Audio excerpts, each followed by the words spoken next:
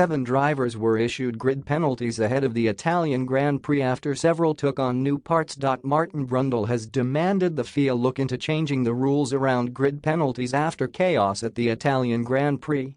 7 drivers were issued penalties ahead of qualifying, which led to confusion after the race.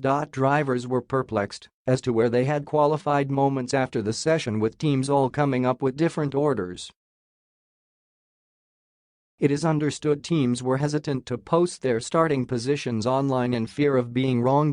Pierre Gasly poked fun at the situation, posting on Twitter, "Can someone tell me in which position I will start tomorrow's race?" However, Brundle warns the complexity of the penalties is a bad look for F1 at a time when audiences are rising. He said, "This is an unacceptable situation because when the fans turn up trackside or switch on their TV sets to watch qualifying, they should reasonably expect that they're watching the race grid being formed.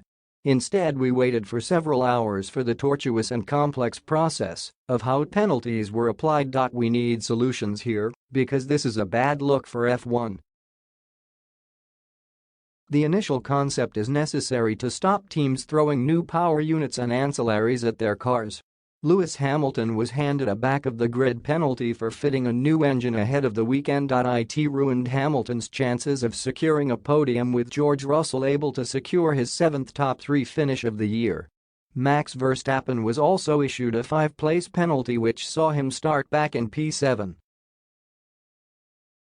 It comes weeks after a similar situation at the Belgian Grand Prix, where 6 drivers were hit with penalties.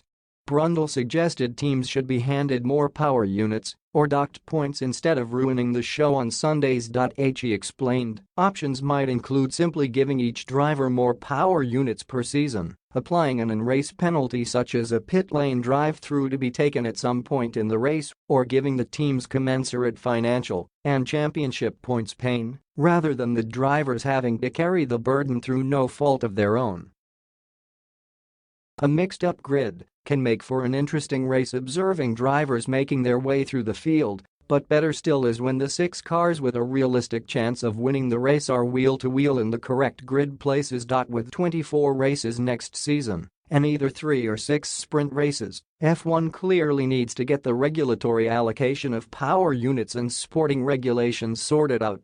In the multi-billion-dollar world of F1, it looks ridiculous that the teams appear to be short of engines, which of course they are not.